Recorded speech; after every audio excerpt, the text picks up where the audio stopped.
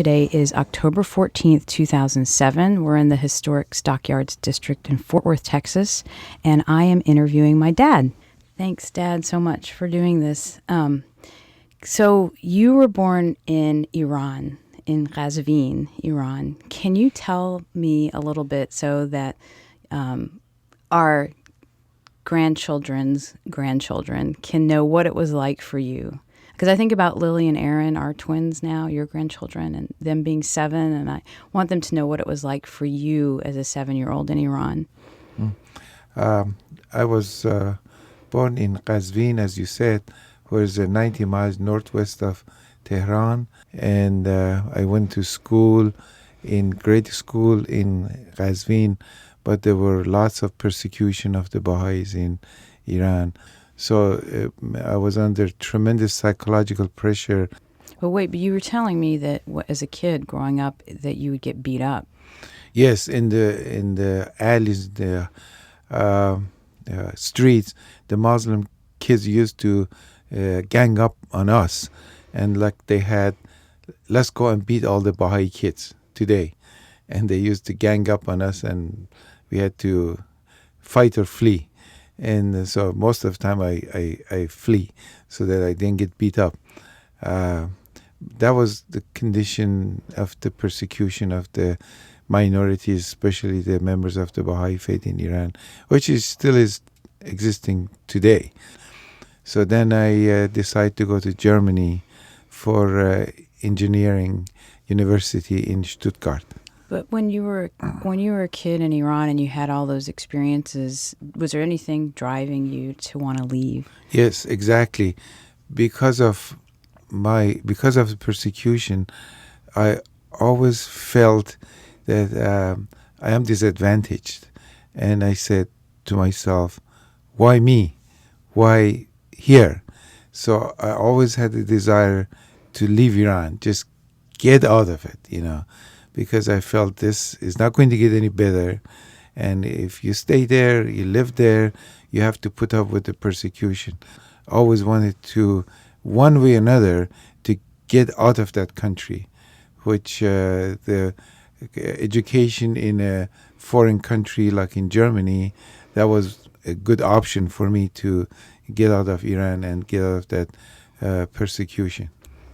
So what is it that made you want to come to America? Or what did you think about America growing up? And my first experience with American was during Second World War, because my city was occupied by the Allies. There were Russians and Americans and British that during Second World War, after 1940, they occupied Iran because there were Germans there, and the Allied forces, they felt they have to come and neutralize the Germans that they were in Iran. And I saw the Russian army, they were coming from the front line in very poor shape. The clothes were all torn up and they were hungry. And then on the other hand, I saw the American soldiers and in the Jeep, and they were playing tambourine on the street and chewing gum and smoking cigarettes, and they all had good times. So vividly you could see the difference between what the American soldier represents and Russian soldier represent. So I felt, this must be a better country, at least physically, materially. After I finished my apprenticeship, I graduated as mechanical engineering degree with diploma in Germany, and accepted the position with Kodak, which were working on a reconnaissance spy satellite over the Soviet Union.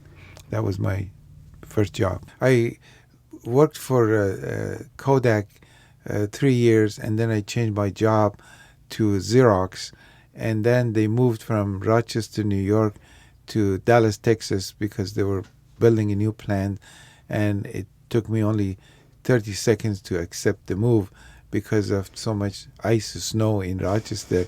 So here's the climate. You were tired of that. Yes, climate is much better. So, and I worked 22 years for Xerox and retired in 1987. I became interested at the time in a peace movement in the world because we were in the midst of a Cold War, and all these missiles from both superpowers were aimed at each other to destroy each other or to destroy the world.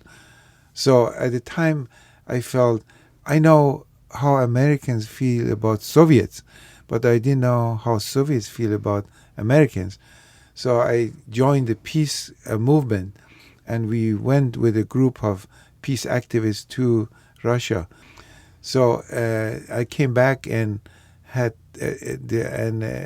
distributed this feeling in slideshow and talks in Texas, in Dallas, in Plano, around, and I felt like we have to do something to increase the exchanges between the two nations.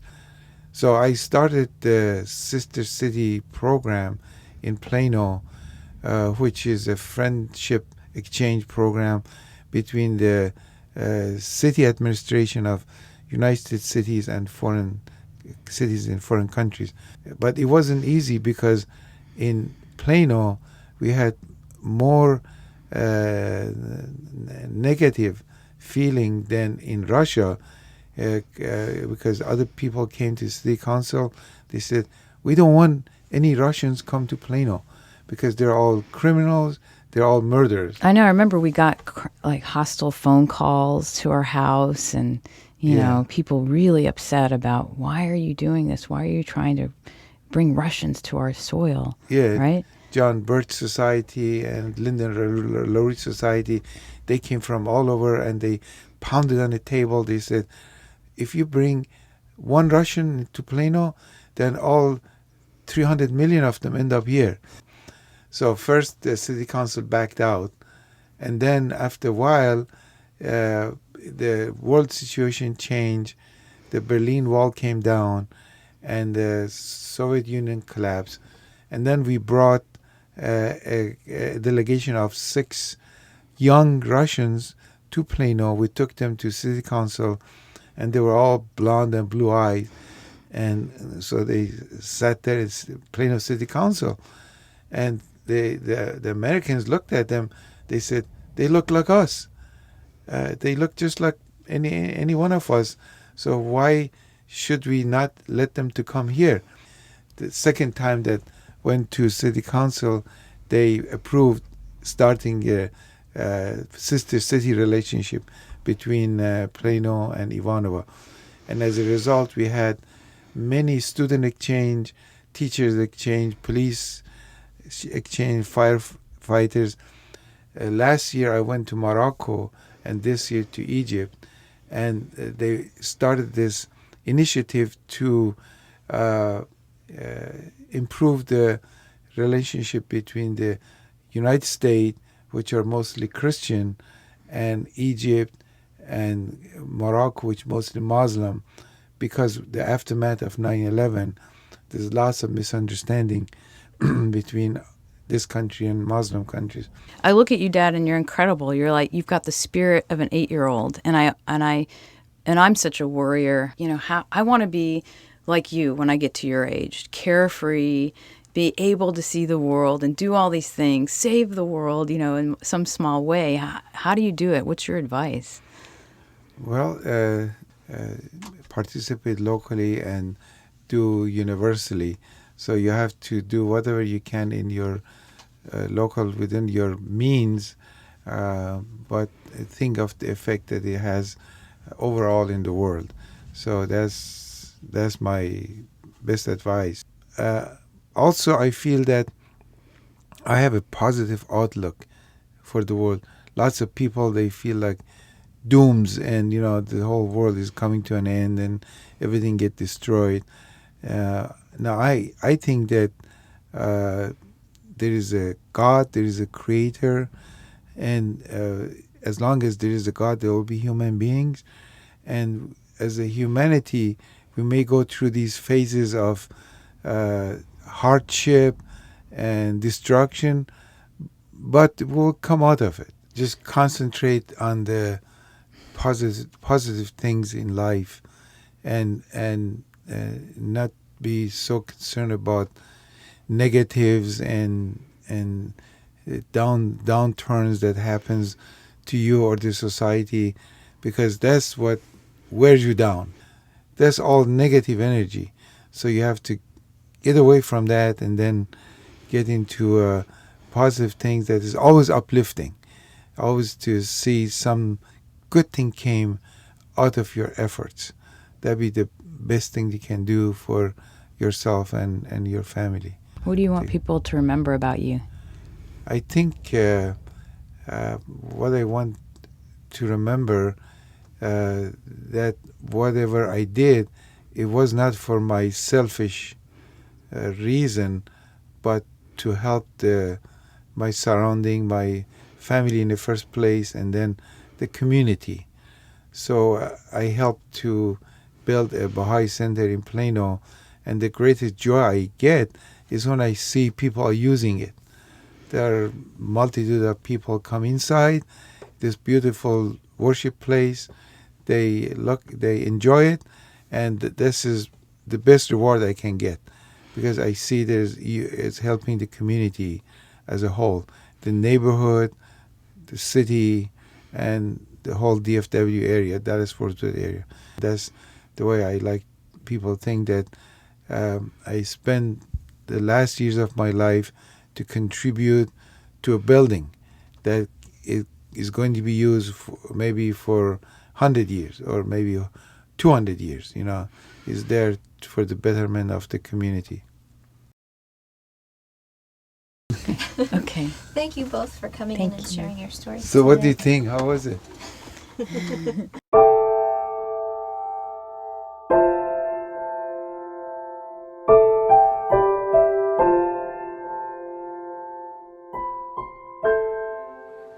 It was 17 years ago, about this time, that Mr. Shamsy called me for the possibility of design of the Baha'i Center in Plano.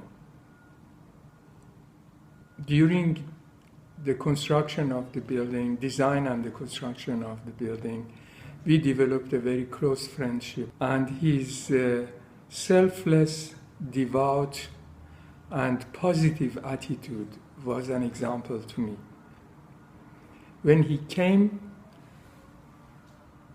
to me for the design, the land of the center was not finalized. The budget was very limited. He was the one with his full-time activity under the assembly, that he raised funds and appointed consultants, found contractors, coordinated Baha'i volunteers, and many other actions that were necessary for the Baha'i Center that you all know about. He was the one who did them all. Always with a very happy face and not to be annoyed if you tell him no. He was an amazing friend, and I keep it dear in my heart, his memory and his friendship. Mr. Zia Shamsi, dear Baha'i, who has been coming to Soviet Union in those days that was going to change regularly, and bringing many Baha'is from Canada, from America, and from other parts of the world, France and other places. They would come with them and they would see the Baha'is, they would help us from the point of bringing for us typewriters and many other facilities that we did not know, even we did not hear the name of it. They brought to donate to different parts of the world, that parts of the USSR. It was beautiful. Mr. Shamsi was just shining, and all the people that he brought like himself. We enjoyed his help physically and spiritually. I consider it one of the great privileges of my life to have known Zia Shamsi and his family. He provided a wonderful example of how a person can be very spiritual and reverent, joyful, and also take that spirit of love of God and put it into action. There are few people I know who have that level of dedication, self-sacrifice, and radiance in taking spirituality and putting it to purpose to serve humanity. I will always have that example. I will always be inspired by it. I will miss it, but I will hold it in my heart forever. I send Laudan, Gigi Beach, all my love and thinking of you. My fondest memory of Mr. Shamsi is really the last time we met. I happened to be in transit through Dallas, and I don't know what made me pick up the phone and call him and try to find out how he was doing. We ended up talking for 30 minutes on the phone, and then we decided to get together for lunch, and we spent another 2 hours together, and we caught up, and he mentioned about his trip that he had just concluded to China, and that he was in the midst of compiling information to write a book on the history of the Baha'i faith in Plano, and was asking me to help him in the section associated with the acquisition of land and construction of the center, that he always felt that was an act of God and a miracle. I wanted to make sure that the story is captured for the future generation. And I believe the night he passed away, he was actually meeting with the assembly to get that information. I hope someone will pick up this last mission that he was undertaking and will bring it to bear. God bless his soul. Hi, Shamsy family. I'm just baking banana bread on this gloomy afternoon, and thoughts of sweet Zia are flooding my memory bank. In general, one of the things that I remember most is his casual strolls across the street, Sierra Lane, when he would see Dad and I sitting out on the porch swing. He'd come out and come over and get into a juicy conversation about whatever the latest topic was going on, and he was never at a loss for words, a twinkle in his eye, a kind thing to say, and a sweet, sweet smile. I'll miss him dearly. One of my special memories of Zia was from when Cindy and I first got married back in 1984. He decided that Cindy and Jerry, her dad, were going to drive to the church in his prize Mercedes. He loved that car, I know. So it was a very special time, and it was a very nice deed that he did for them, as well as when the ceremony was over, he chauffeured Cindy and I from the church to the reception place. So a very small act, but it meant a lot to all of us, especially me and Cindy, and to have Zia as our prize chauffeur for the day. In fact, here's actually a picture from way back when. Hopefully I can get it. But as you can see, there's a picture of us and Zia making sure that everything was taken care of. So what a great memory of a great man. Wanted to send a message to the Shamsi family in reference to the passing of their father and husband, Zia Shamsi. My condolence to his passing and to his family. My fondest memory of Mr. Shamsi is anytime we came over to the house, he made us feel welcomed, opened his house to us, treated us like his own sons. Anything we needed, he was there for us. He was a great father and a great husband to his wife and family. My condolence to the Zia family. Rest in peace, Zia Shamsi. Mr. Shamsi was loved by all, a very kind, caring person and a great father to his kids. The kids are loving and caring parents by following their dad's examples. My greatest memory of Mr. Shamsi was just walking into the house and him always welcoming us, always smiling, always laughing, always offering us food to eat, even though we just probably ate. I always got a kick out of his sense of humor and the way he made anybody that came into the house feel welcome. Mr. Shamsy, it was a pleasure knowing you, growing up as a kid, knowing that I could come over to your house and feel welcomed any time was a great joy. Rest in peace. One of my favorite books is The Secret Garden, and in it is a quote that says, "If you look the right way, you can see that the whole world is a garden." And I know that Zia Shamsy felt this same way. But Zia's garden was filled with love. Love for his family, Mrs. Shamsy, Jeej, Bijan, their families. Love for his Baha'i community, love for his city, love for his country here and back home in Iran. But basically a love for people. His garden was filled with people. Back in 1975, I believe it was, is when I first met the Shamsys. And it is because of Mr. Shamsy that my curiosity to see the world was piqued. He introduced me to people that spoke differently than I did, believed differently than I did, and mainly they were just different.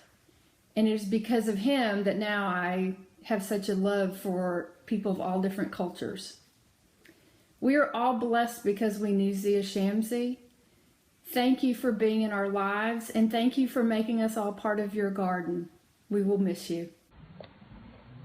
I had the great privilege of serving alongside Zia John when it came to the construction of the Plano Baha'i Center. Many a time Zia would call me to be at the Baha'i Center to take care of whatever issue was required then. We tackled so many projects together, and I learned so much.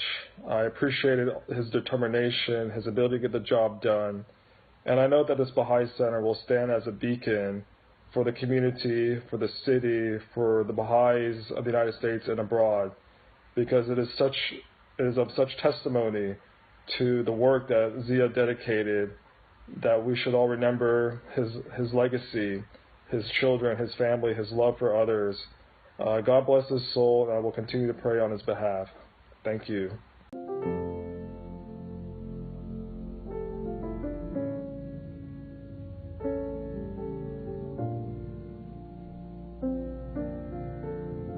You know, when I think back, the memory that comes to mind is the first time that Bijan invited me to go boating with he and his dad.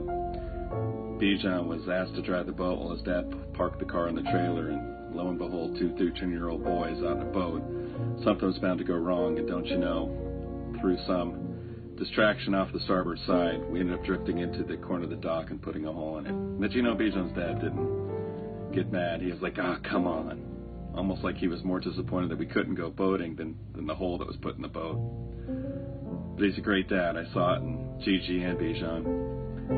And I think that as a family man, you can see the legacy was something that will continue to endure.